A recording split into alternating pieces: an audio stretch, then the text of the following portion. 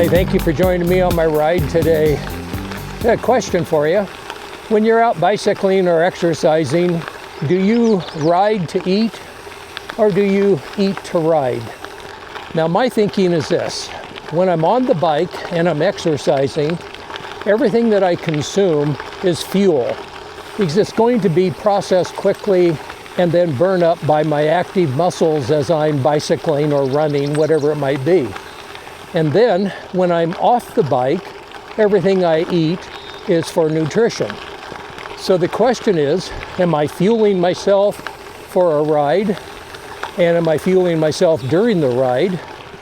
Or am I consuming food for nutrition when I'm not exercising? That gives me kind of a unique way of thinking about my food intake and my food choices.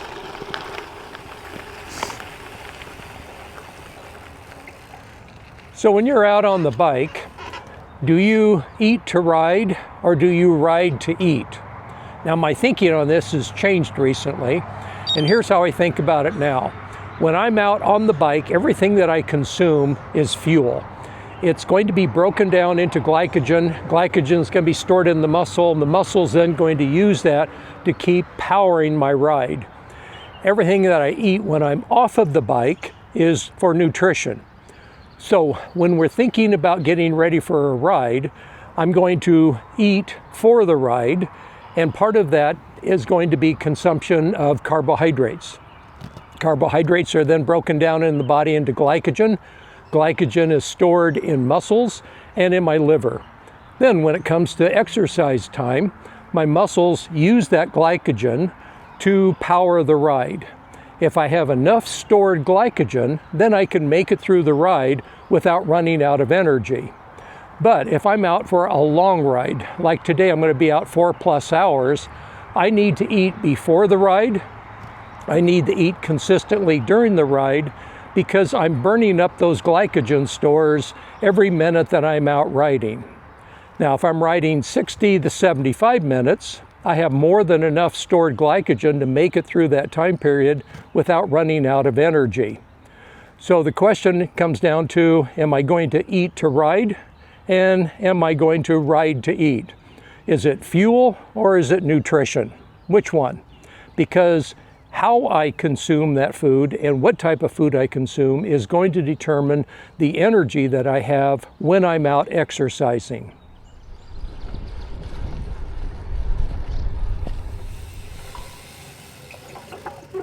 All right, so here's what I mean about eating to ride. Before I get ready for a long ride or a big workout, I need to make sure that I'm intaking enough nutrition, that would be proteins, fats, and carbohydrates, the macros, to fuel whatever activity that I have coming up. Now, if I'm fueled properly, that means that my body is going to store someplace between 500 to 700 grams of carbohydrate as glycogen. That glycogen is then going to be used as fuel when I'm out on a longer ride. Now, if I have 500 grams of carbohydrate stored as glycogen, each gram equals 4 calories. So that means I have somewhere around 2,000 calories. And if I have 700 grams stored, that means I would have somewhere around 2,800 calories.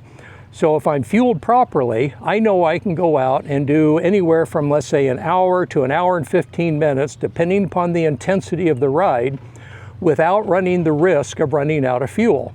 Now, if I'm not fueled properly and I don't have 500 grams of stored glycogen, I'm going to run out of fuel very early in that ride, and then we feel it with the heavy legs and the fatigue that sets in because we're simply running out of fuel. Now, my body has 2 fuel sources that it burns. Its preferred fuel source is glycogen. Its secondary fuel source is fat. Now, I don't know about yours, but my body really doesn't enjoy burning fat that much. And if you're on the bike and your body has to switch over to burning fat, I really feel it in a lower performance and just a general sense of fatigue. Okay, so if I'm going out for a longer ride, like today I'll be out 4+ hours. That means, first of all, I need to eat to ride ahead of time. That would have been yesterday and the day before to get my glycogen stores up as high as I can possibly get them. Then when I'm out riding, I want to make sure that I start eating in the first 30 minutes and that I eat every 30 minutes during that ride to intake some more carbohydrate that'll be turned into glycogen that will then be used by my muscles to fuel that ride. If I do that properly, I can make it through the 4-hour ride without the fatigue, without the heavy legs, and I will still have energy left over at the end of the ride.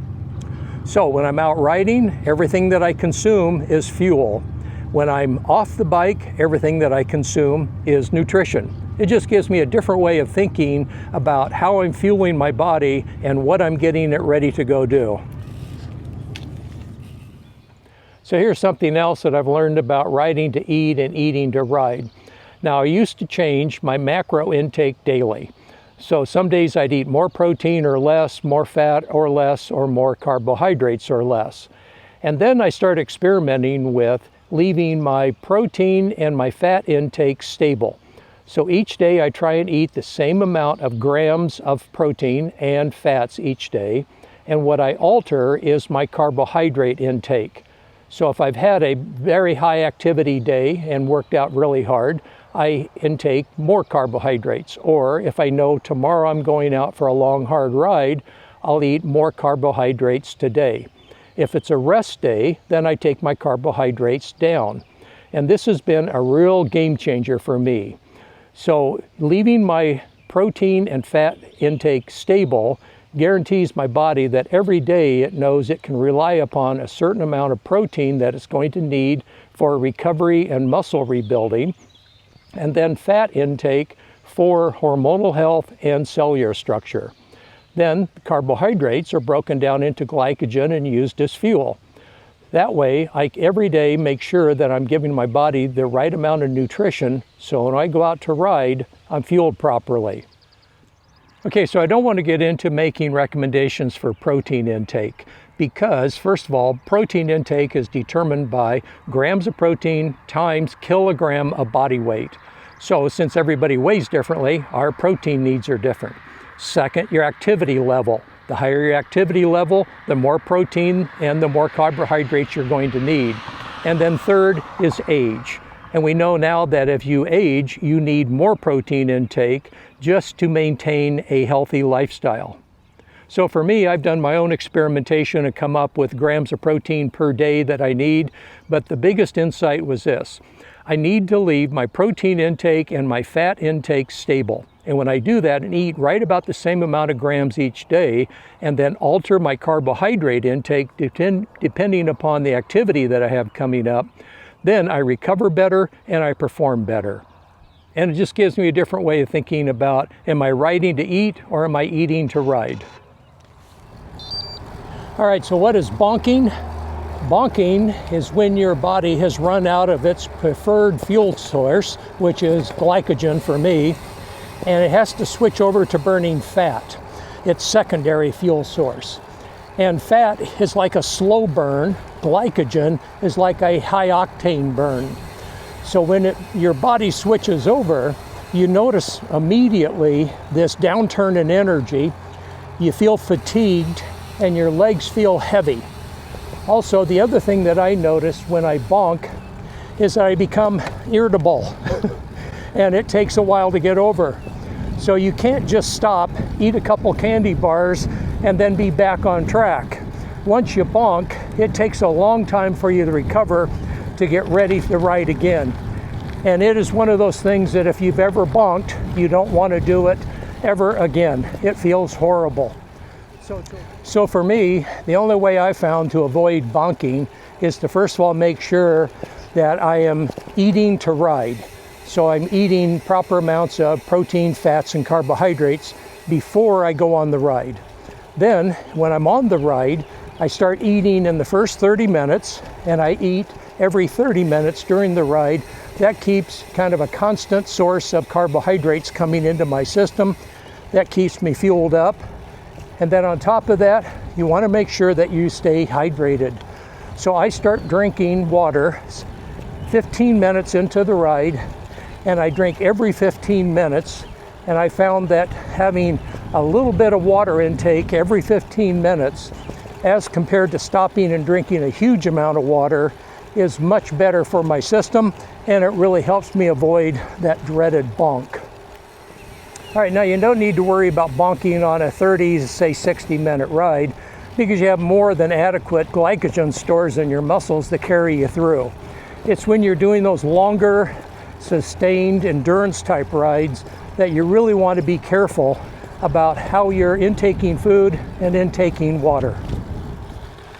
So to help me remember to drink and eat at the right times, I've set up on my Wahoo computer a reminder that comes up every 15 minutes that says time for water.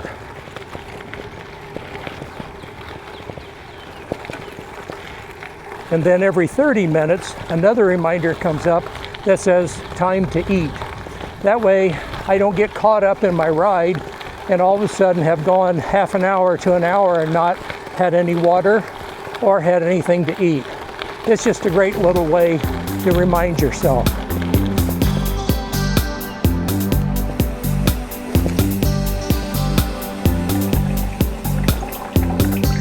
Thank you for joining me on my ride today.